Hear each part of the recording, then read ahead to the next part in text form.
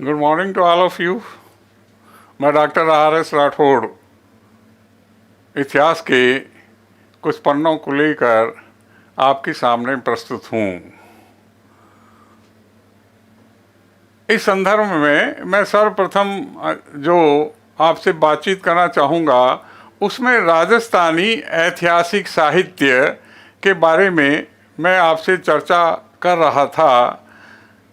पिछले संदर्भ में हम ख्यात साहित्य की बात कर रहे थे।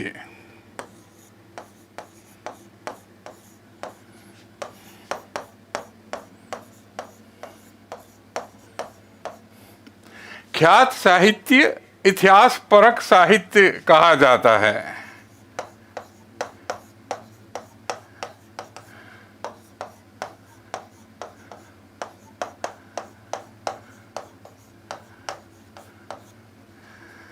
इतिहास के संबंध में ख्यात साहित्य एक जहां अपनी एक अलग पहचान रखता है और ख्यात साहित्य यानी इतिहास साहित्य अर्थात इस साहित्य के रचनाकार निश्चित रूप से उस काल के दरबारी लेखक हुआ करते थे।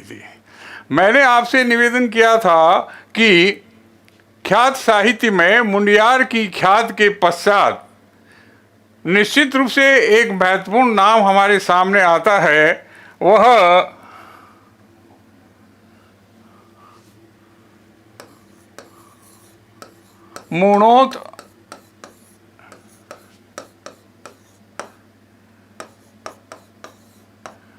मुणोत नैनसी का है, जिन्होंने अपने इस राजस्थानी साहित्य में निश्चित रूप से एक महत्वपूर्ण भूमिका निभाई थी।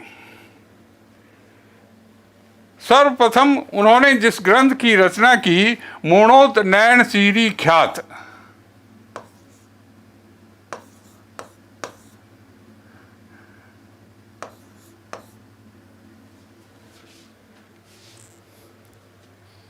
सर लिखा नहीं जा रहा।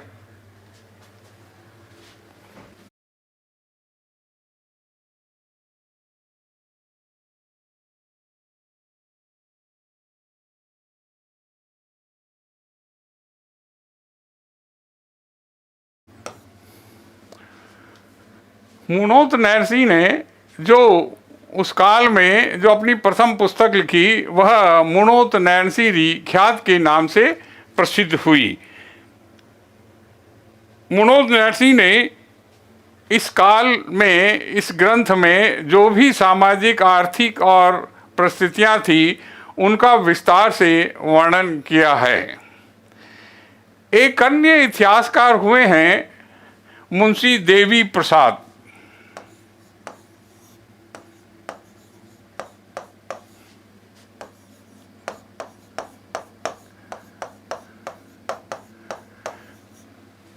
मुंशी देवी प्रसाद ने मुणोत नैनसी को मारवाड़ का या मारवाड़ के इतिहास का अबुल फजल कहा है। मुणोत नैनसी को मुंशी देवी प्रसाद ने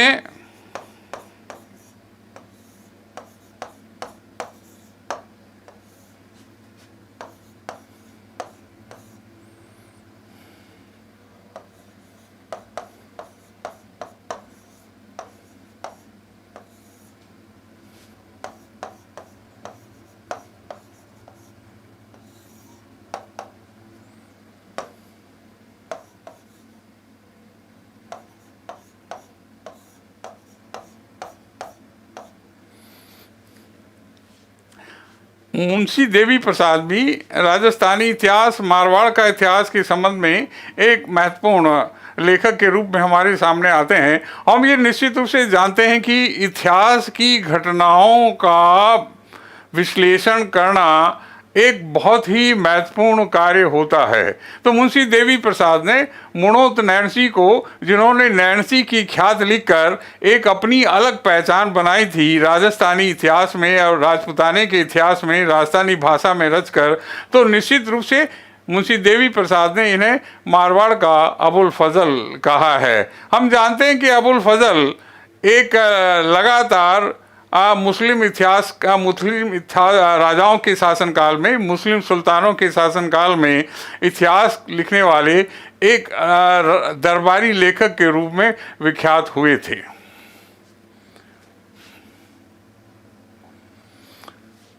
मुणोत नैन्सी, जिसने मारवाड़ के राठौड़ वंश के इतिहास पर विस्तार पूर्वक अपने पुस्तकों में जो वर्णन किया है, वो निश्चित ही इतिहास परक है और इतिहास की कसौटी पर निश्चित रूप से वह खरा भी उतरता है। मुणोत नैन्सी की एक अन्य महत्वपूर्ण रचना है मारवाड़ रा परगना री विगत।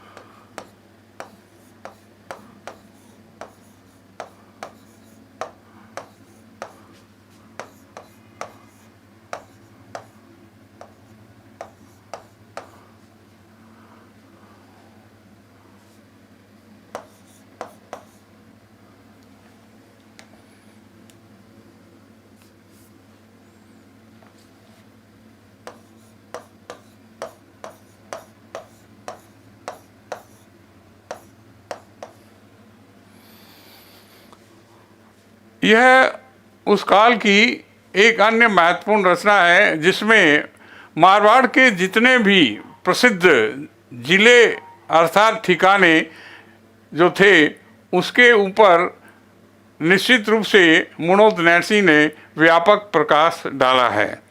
तो हम ये कह सकते हैं मारवाड़ रा परगना री विगत के लेखक मुणोत नैन्सी ने अपनी इतिहासपरक दृष्टि से इस ग्रंथ की रचना की थी।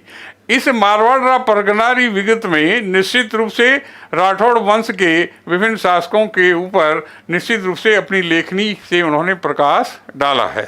तो ये दो सवाल और तीसरा ये प्रश्न कि मुंशी देवी प्रसाद ने किसे अबुल फजल की संज्ञा दी थी, तो निश्चित रूप से मुणोत नैन्सी मारवाड़ के इतिहास के अबुल फजल कहे जा सकते हैं।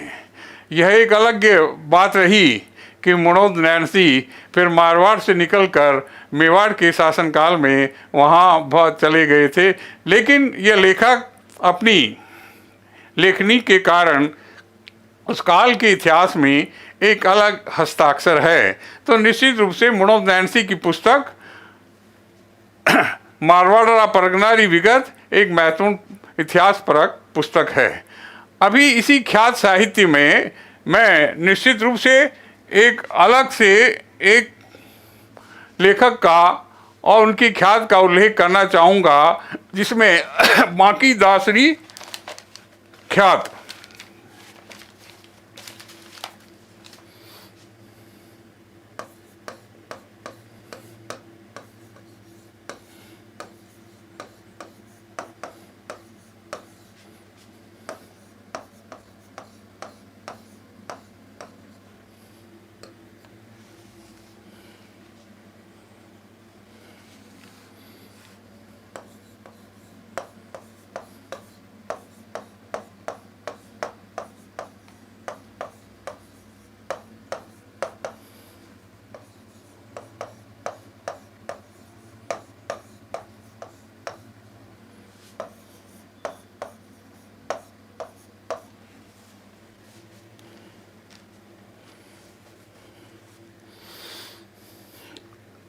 कवि बांकीदास मारवाड़ नरेश मानसिंह के काव्य गुरु थे और इन्होंने यह पुस्तक लिखकर निश्चित रूप से मारवाड़ के उस काल में सभी स्थितियों का, परिस्थितियों का वर्णन इस ग्रंथ में किया है।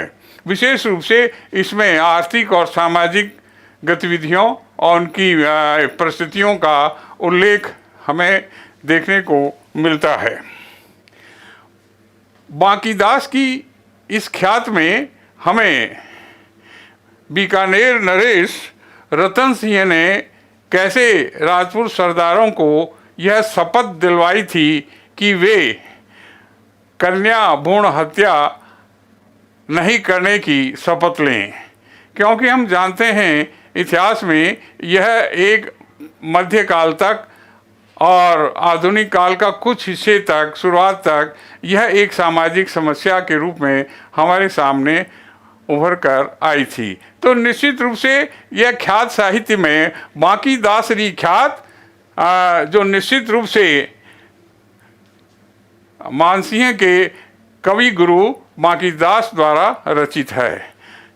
ख्यात साहित्य के इसी इतिहास में एक अन्य ख्यात जोधपुर की ख्यात का उल्लेख भी हमें मिलता है, किंतु हम यह कह सकते हैं कि ये काल्पनिक ख्यात रही होगी। अब हमें अलग से ख्यात साहित्य में अचल दास खींचीरी वचनी का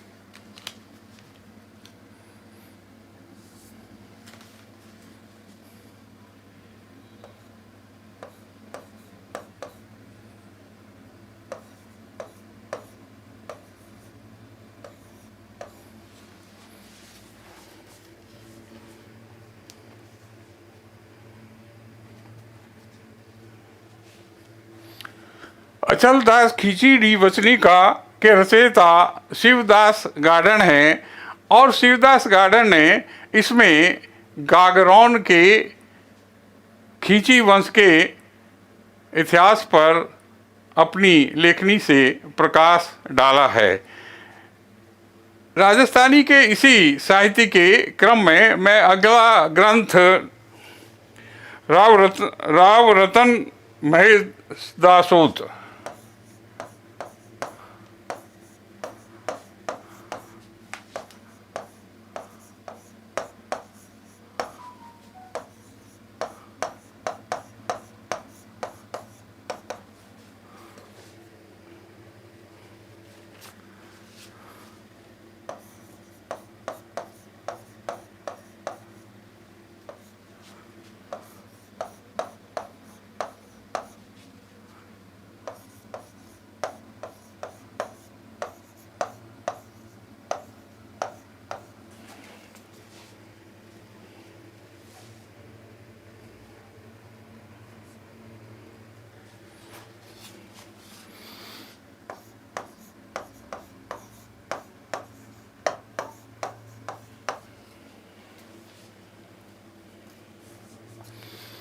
राव रतन महेशदासोत के रचयिता चारण कवि जग्गा खिड़िया हैं, और लेखक ने इस ग्रंथ में धर्मत के युद्ध के संबंध में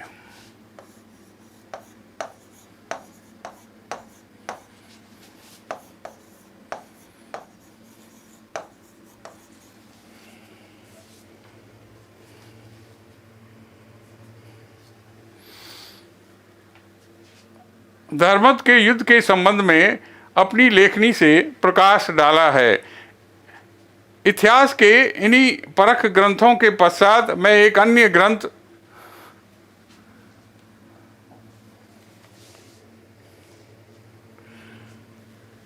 कवि कर्णीदान रचित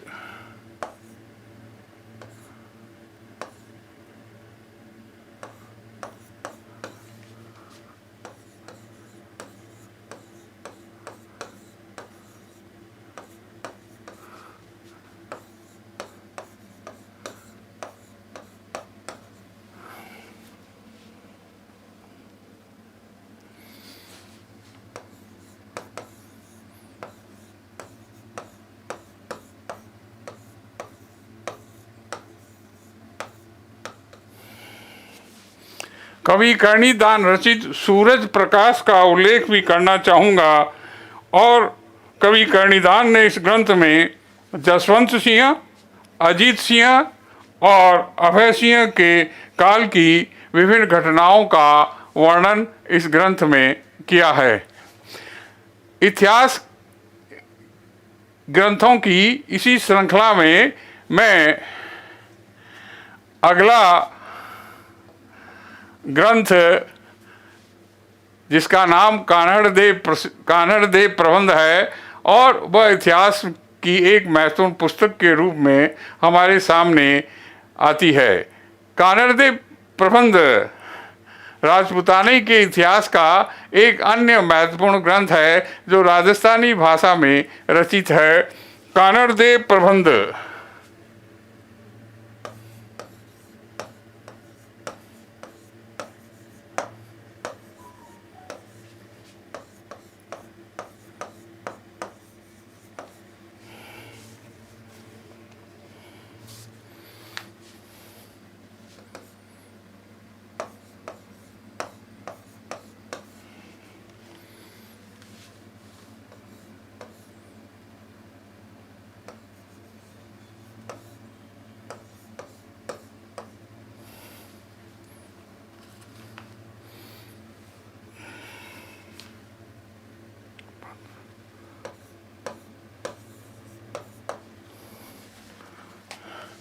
कान्हड़ देव प्रबंध कवि पद्मनाभ द्वारा रचित इतिहास का एक अन्य महत्वपूर्ण ग्रंथ है और जालौर निवासी कवि पद्मनाभ ने इसकी रचना की थी। कान्हड़ देव प्रबंध जालौर के शासक कान्हड़ देव और अलाउद्दीन खिलजी के मध्य हुए युद्ध का वर्णन है। और इस ग्रंथ में कवि पद्मनाभ ने उस काल की भौगोलिक परिस्थितियों का उल्लेख किया है और इतिहास की रीति रिवाज और उस काल की सैन्य व्यवस्थाओं की जानकारी भी इस ग्रंथ द्वारा प्रदान की है। तो कान्हड़ देव प्रबंध जालौर निवासी कवि पद्मनाभ द्वारा रचित है और इसमें अलाउद्दीन खिलजी, जो निश्चित रूप से खिलजी वंश का एक महत्वपूर्ण शासक रहा था और उसका उद्देश्य अपनी राजपूताना की विजयों के पश्चात दक्षिण की ओर प्रस्थान करना था और उसी क्रम में उसने इन युद्धों के द्वारा अपनी शक्ति को, राजनैतिक शक्ति को बढ़ाने का प्रयास किया था। इतिहास परक इस ग्रंथों में मैं एक अन्य ग्रंथ का नाम आपके सामने प्रस्तुत कर रहा हूँ।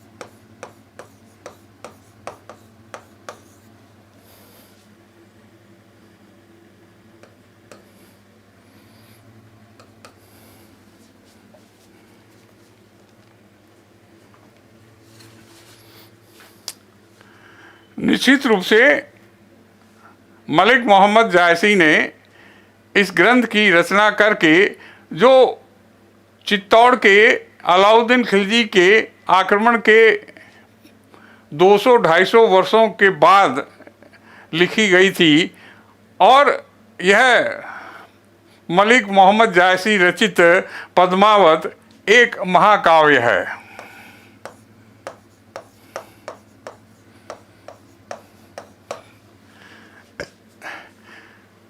मलिक मोहम्मद जायसी रचित पद्मावत में चित्तौड़ के आक्रमण का उल्लेख किया गया है।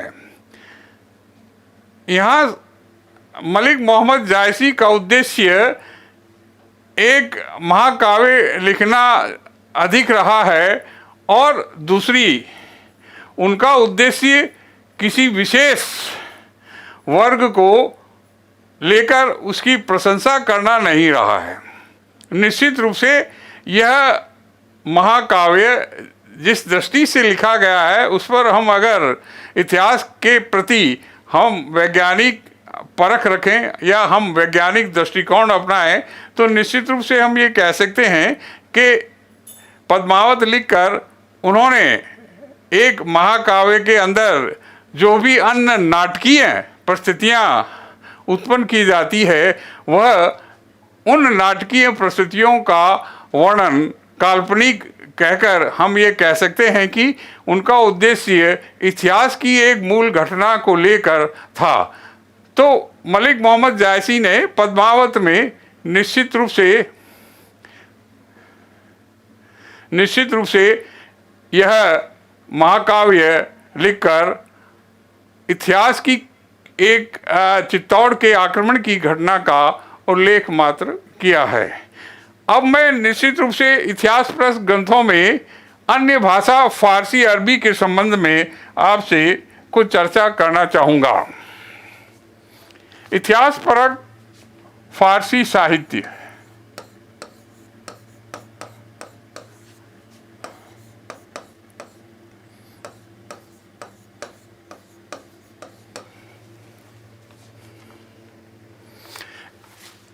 फारसी साहित्य के रचनाकार निश्चित रूप से उस काल के मुस्लिम इतिहासकार ही रहे हैं और वे मुस्लिम इतिहासकार कह सकते हैं या हम यह भी कह सकते हैं कि उस काल के जितने भी सुल्तान हुए वे उनके दरबारी लेखक रहे और उनका उद्देश्य उन काल के मुस्लिम शासकों के युद्धों का वर्णन करना था और उस वर्णन में वे इतिहास की मूल घटना को लेकर अपनी लेखनी चलाते थे। फारसी साहित्य के अंतर्गत सदरुद्दीन हसन निज़ामी,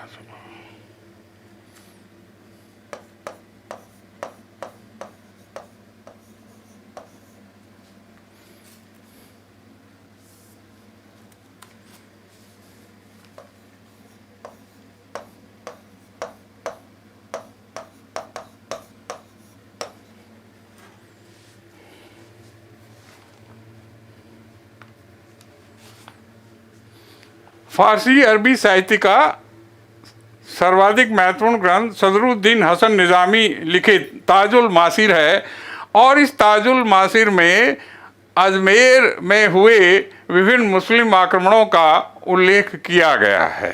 तो निश्चित रूप से अरबी फारसी का ये ग्रंथ अजमेर में किस प्रकार समृद्धि हुई और कैसे मुस्लिम शासकों के आक्रमण द्वारा अजमेर और उसके आसपास के क्षेत्रों का क्या नुकसान हुआ, क्या विनाश हुआ, इसका वर्णन इसमें किया गया है। अरबी फारसी के ऐतिहासिक ग्रंथों की श्रृंखला में मैं दूसरा नाम तबकाते नासिरी,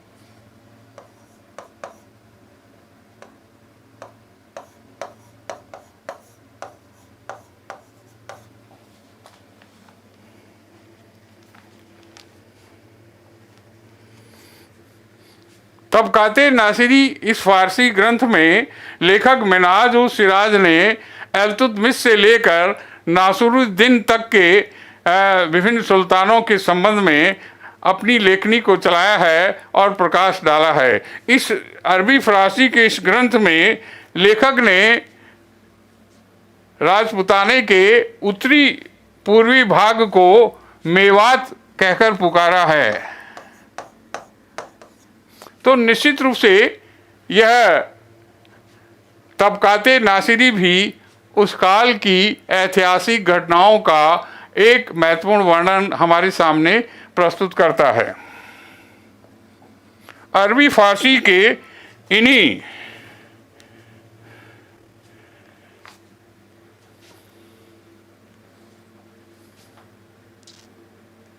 अरबी फारसी के इस ग्रंथ में एक अन्य महत्वपूर्ण नाम दरबारी लेखक अमीर खुसरो का है।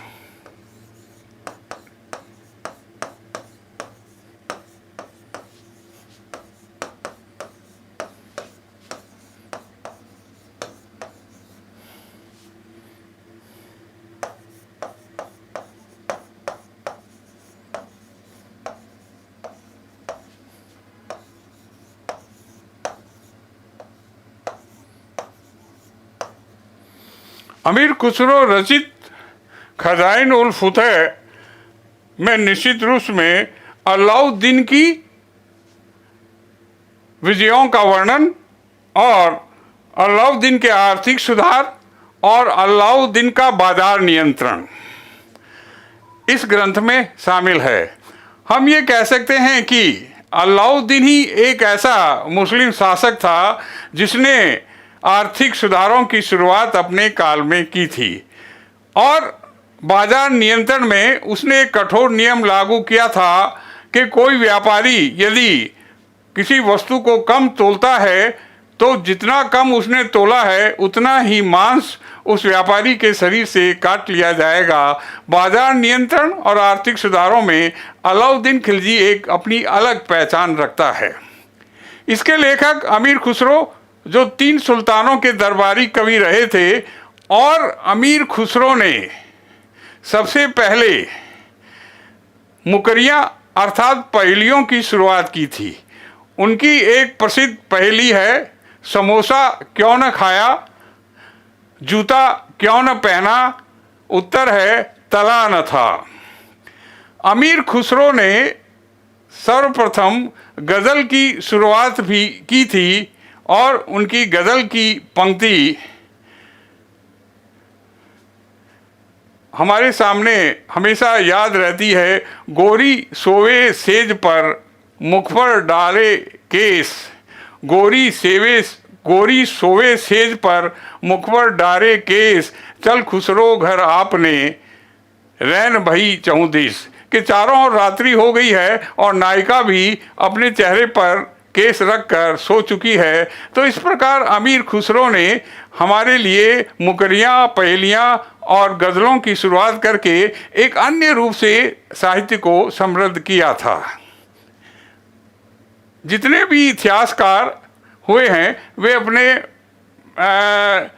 ग्रंथों में विभिन्न नामों को महत्वपूर्ण रूप से लिखते हैं और उन पर प्रकाश डालते हैं। शकील आज़मी की 2 पंक्तियों के साथ नाम के लिए मैं फिर शकील आज़मी का कथन है, दीवार पर क्या लिख दिया मैंने अपना नाम, दीवार पर क्या लिख दिया मैंने अपना नाम, बारी से होने लगी मुझको मिटाने के लिए।